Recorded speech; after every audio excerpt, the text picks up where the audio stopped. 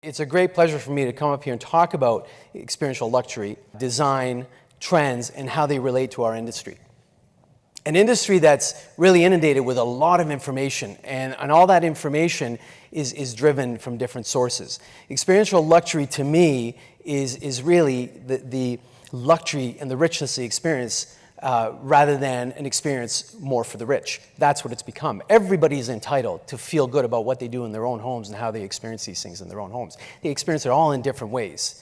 Now, what complicates things is that in our industry, everybody has a different opinion and understanding of design, quality, and even luxury. And that's because it's even complicated further by the media. The media complicates it and confuses our consumers by inundating them with information because of their insatiable appetite for content.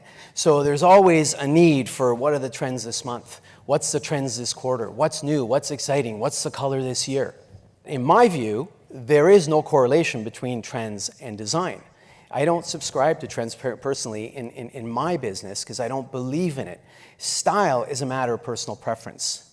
It's got a direct correlation between, it's got a direct correlation with one's level of confidence. That's really what style is. That confidence is what style is about.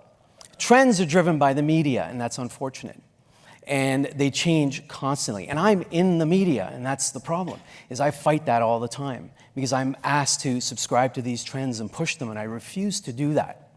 What's interesting is that there's a definite correlation between design and lifestyle, and that's what it's all about. Lifestyle is where things develop over time. Lifestyle trends are more solid. You can't change them.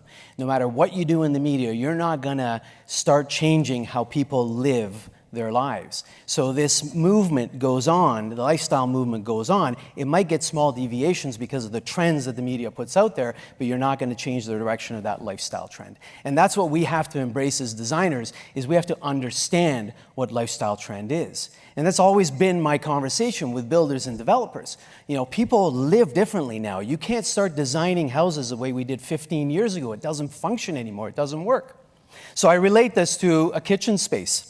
And I talk about kitchens.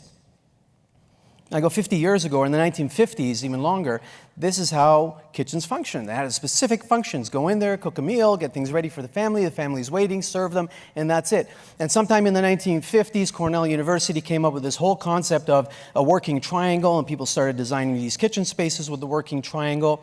And that's stuck for a long time. Even today, people are sometimes talking about the working triangle and designing kitchens with the working triangle. It's just simply wrong, because that's not how we live today.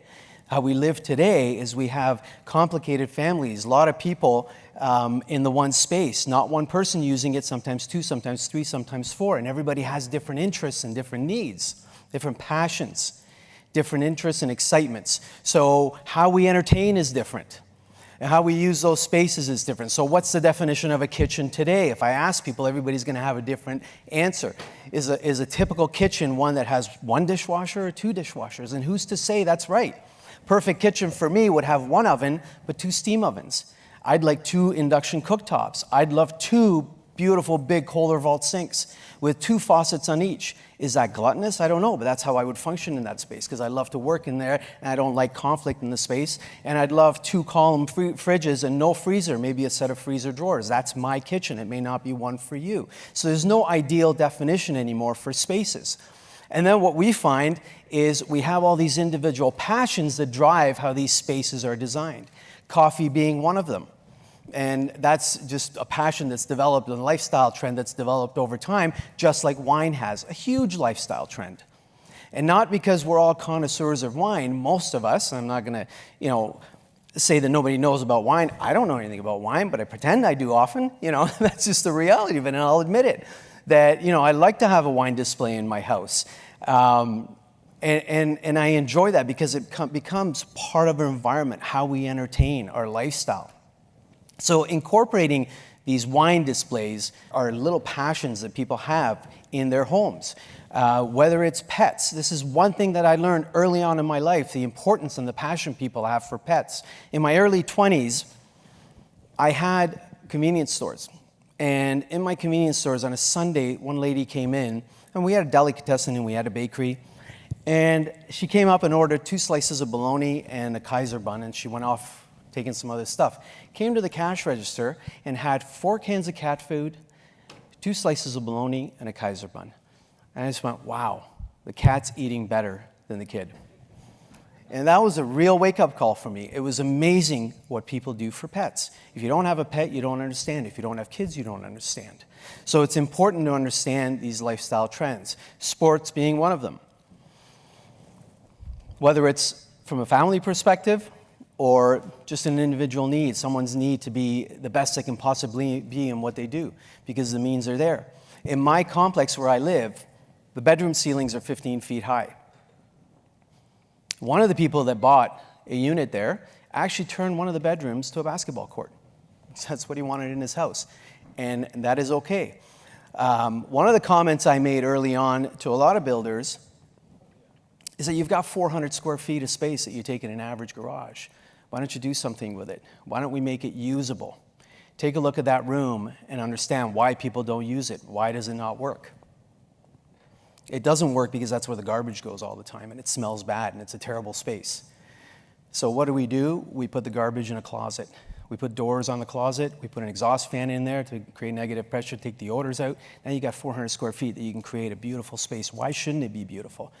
People have their second largest investment in that space, and they love that investment. People love their cars. And it doesn't have to be a Bugatti. It doesn't have to be a Ferrari. It can be any kind of car. It can be a basic Chevrolet. People will take the same kind of pride in washing that car as they do a $500,000 car, because there is no gauge or level to the term experiential luxury anymore. And I use this example because this gentleman, Manny Kushman, came to the United States from Iran, and with nothing, lived in a station wagon with his family, and worked his way up, and through a lot of trials and tribulations, finally made it in the investment world and the real estate world, and he has the luxury to have the house that he wants. Now, his house itself is pretty gaudy and ugly, but be honest with you. It's nothing beautiful, but his garage is spectacular because all he cares about is his cars. And this is not his latest garage. His latest garage is even nicer. So he sits there, his office is in his garage. And if he could have it his way, he would live there forever. And I don't, and who are we to criticize somebody for what their passions and likes are? And now that leads us to design flexibility. If he has the desire to live there as long as he wants to, so does everybody else. And that's something that we're finding more and more, is that people want those comforts in a home that provide them the opportunity to live there long. They don't want to move. They want to live there as long as they can and maybe go into a home where they absolutely have to at the end. They want to create a space where they enjoy every day in every sense of the word. And there is no standard definition of family anymore. So couples with children are not the mainstream family anymore. Single, one-person households are actually surpassing couples with children. And single men in a house living alone have gone from 23% to 32% in the last 35 years. So there's more single men living alone. Why? Because everybody's getting divorced. It's easy to get divorced. People are living longer. And the pressures of living with the perfect family are gone. So there is no perfect family anymore. There is no definition for a perfect family. So those notions that were in place years ago that told us that we have to get married, we have to have kids, we have to live like this, they're gone. And people are realizing, so people are getting divorced. They want more out of their lives. And this is what's happening. And people are actually saying, well, I was out at a hotel, I was at a restaurant, I saw this and I saw that, and why can't I have that in my own house? And you can. And we take all these rooms and we do the best thing we can with them. We look at a space and we ask ourselves, how does this space work? And how can we maximize the performance in that space? And this idea of small spaces is nothing new to the West Coast here. I've seen some beautiful spaces out here in Vancouver where people and designers have been super innovative with making these spaces work. And this is a loft we did in downtown Toronto. It's only about 600, 700 square feet. And it was one gentleman living there, and he just wanted it a certain way, and he wanted it to function in every sense of the word for him. And small spaces are becoming more and more prevalent. Why? Because we want to maximize what we can get out of everything we do. The whole notion of having a lot of things is going out the door. People want less things, but they want things that matter more to them, and they improve their experience of life. That's what it's about. People are decluttering more, they have less things, but whatever they buy, they're very selective, and those things that they buy actually affect the way they live and improve the way they live. And in that whole notion of living better comes health. And that is a big movement. Probably in the last 3 to 4 years, it's been a huge shift to veganism.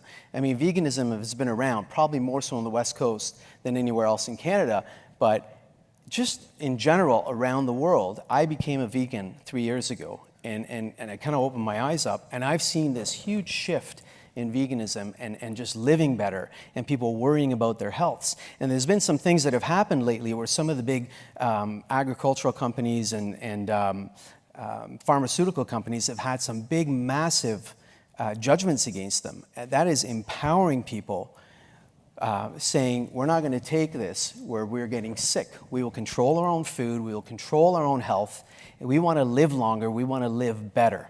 And that's all what embodies the whole term experiential luxury. It's not about money. It's not having expensive things. It's about having what you want, when you want it, where you want it, the way you want it. And that's what it's about. It's about having a home that you can live in that works for you rather than having a home that you work for. In the past, it was always a home that required maintenance. It was always a home that required work, endless work. Cut the lawn, do this, do that. And about 10 years ago, I did a project.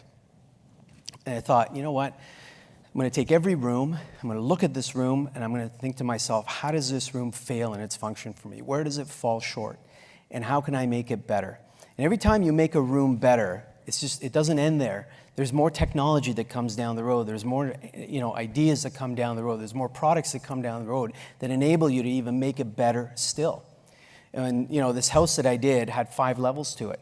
And all the bathrooms and the bedrooms were on the top level. And one of my pet peeves is walking into a washroom and waiting for the water to get warm. So I put a recirculating line on the house. That's nothing new to anybody. But I put a motion sensor in every bathroom. As soon as you walked in, the recirculating line would go on, circulate the water. As soon as you got to the shower or the sink, the water would be warm. And then when you left, it would stop recirculating, so you wouldn't waste energy. It's about the little things. You often hear in business, it's the last 10% of people's experiences that either leave them with a good taste in their mouth or destroy what all happened. It's all those little things that drive you nuts about a space that ruin the experience. So that's what we got to look at, is all those little things and making that space perform as best as it possibly can. And then, items like quartz countertops. Why has there been a huge shift towards quartz countertops in the last 7 years? Because people still love the look of natural materials, but quartz offers something that natural stone doesn't, which is less maintenance. So you can cook the way you want to, you can beat it up the way you want to, and you don't have to worry about staining it, etching it, and maintaining it. And that's what it's about. Maximizing the use of storage spaces, laundry rooms, separating, putting dedicated spaces that function better for you. One of my biggest pet peeves, and I couldn't get this across to builders back then, was why are you putting laundry rooms with mud rooms? They need to be separated. They need to be individual spaces. Make them the best they can be. And then security and automation is something that, whether you like it or not, it's part of our lives in every way, shape, or form. Some people still have a hard time embracing this concept. They're afraid of it. But once they start getting educated, I've got a client, we're doing a really big home in Burlington, Ontario, and right off the bat he said, I don't want any voice assistants, I don't want anybody listening to me, I don't want nothing like that in my house. And that was 3 months ago. Now, we're automating the house, we're putting voice assistants in, we're putting sound in, we're putting everything in his house.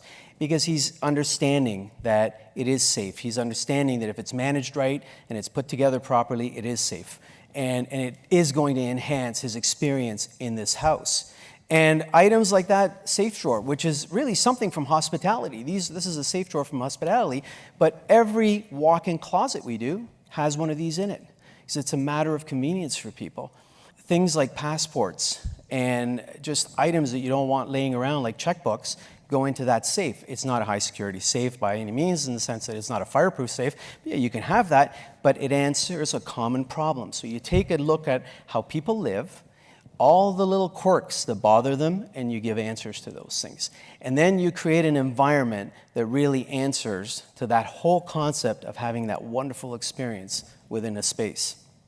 You know, how many times are you in a kitchen and you wish you had access to your computer right there while you're doing things? And people do. They have a computer there, they have a screen there, they have an iPod stand. But this projects an image on the countertop and it becomes a touch screen. So you can actually touch the countertop and operate it, and it's very intuitive.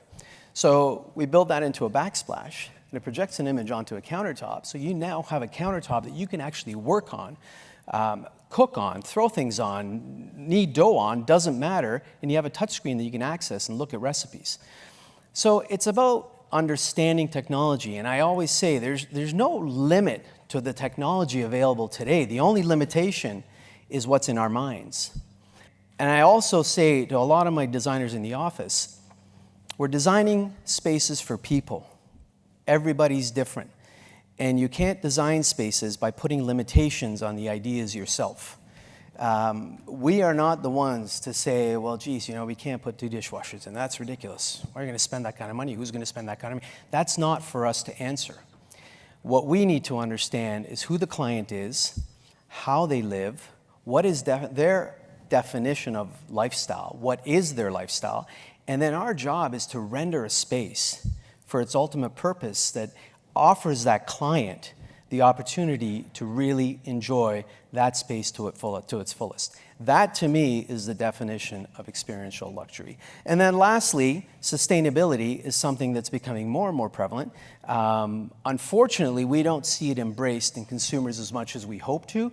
Luckily, we see it embraced greatly in corporations. They're really embracing this concept, which is fantastic. But I think that's one of the lifestyle trends that's becoming more and more prevalent, and hopefully will take hold as we move along. Thank you very much. I'm going to clear the stage for the next speaker. Thank you.